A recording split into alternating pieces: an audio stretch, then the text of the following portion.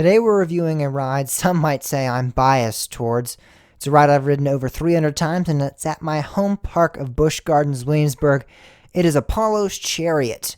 This is the B&M hypercoaster that goes 170 feet in the air, drops 210 feet, goes 72 miles an hour, and is about 5,000 feet in track length, so it's a pretty long ride. It also has a maximum vertical angle of 65 degrees, and it does some really cool airtime moments, and it's a solid attraction. I'm going to start off with a bold claim here, though. A lot of you guys might have ridden this during the day, during the midsummer day, whatever, and you might think you got a pretty good feel for this ride. However, that being said, if you have never gotten a back row night ride on this coaster, then you have not experienced this coaster to its full potential. Now, a lot of you might say you have. A lot of you might be like, well, I'm just telling you, in my personal opinion, if you haven't got a back row night ride on this ride, then you haven't experienced Apollo's Chariot, in my opinion. Because yes, it does run good during the day as well, and it will run pretty great different times of the day, morning. It's pretty consistent in terms of that ability, but the back row night ride is out of this world. It transforms this ride, and there's not many rides that I'll say a night ride really makes better. The Beast is an example of this. Apollo's Chariot is one of those rides. It's a good ride during the day, unlike the Beast, but at night it completely transforms. So I've ridden this over, like I said, 300 times. Back row night ride is where to go, and let's actually talk about the ride experience itself, excluding anything like the atmosphere, the nighttime or daytime.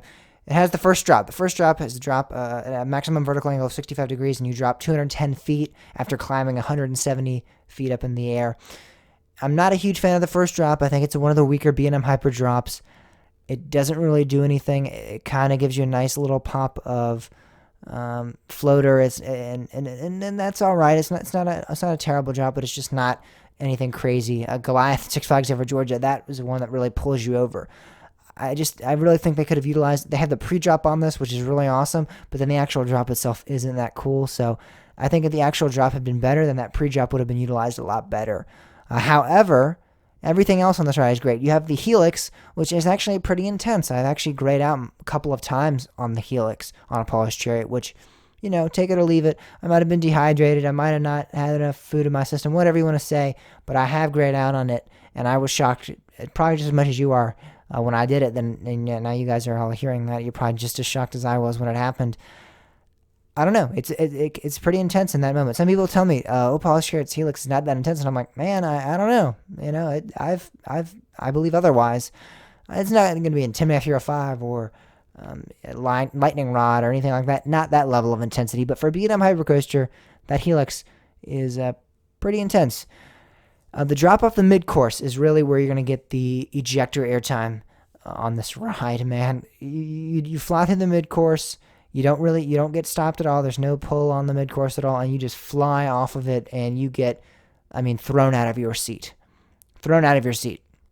It's crazy. You have some other airtime moments. You have the couple of camelbacks in the very beginning of the ride, and you have a couple of bunny hills after that, but that is where you're going to get the most ejector. There's one other area where you might get ejector, and that's right before the last airtime hill when you get that photo opportunity. You kind of fly off of your seat there. Sometimes you'll get floater. A lot of times you will get ejector.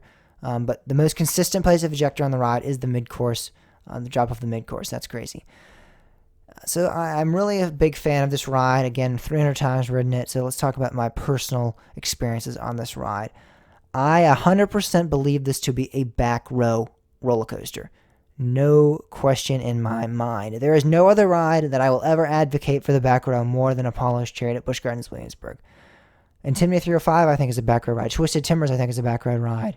There's so many out there. I think there are. I'm a back row rider.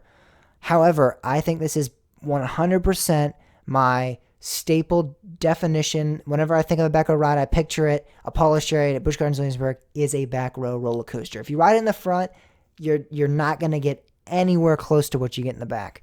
Riding in the front, it's going to be weak. You're going to get zero airtime. You're going to feel no pull on the Helix. You're going to feel no pull on drop off the mid-course. I am telling you, on a back row ride, it is night and day, back row and front row rides. They're completely different. The front row isn't even worth it. And it's funny because front row will get the lines. Front row will have the people. Obviously, a lot of people think that giant steel coasters, the front row is where to go. You get the great, view and everything, and you're in the front row. That is the thing. But I'm telling you, man, you could not be more opposite. You could not be more wrong. back row is the ride, is the place to ride for this attraction. 100% in my mind, no questions. So for Apollo's Chariot at Busch Gardens, Williamsburg, I am giving an 8.5 out of 10. I love the ride. I think it has a great color scheme. I think it fits well for Busch Gardens, Williamsburg. I think it has a great terrain layout. I love the drop of the mid-course. I think the helix is pretty intense. The reason I'm not giving it any higher than an 8.5 is just because it's not that great. It's a B&M Hyper. It does what it needs to do, but I'm not going to go out there and say it's one of the greatest roller coasters of all time. It's not. But for Busch Gardens Williamsburg, it is the highlight of the park. It is a great ride. It's fun. It's going to be a great second to Pantheon when that opens up, without a doubt in my mind. And I love the ride. It's great. So I would highly recommend going to Busch Gardens Williamsburg and riding it. I'm going to back row night ride.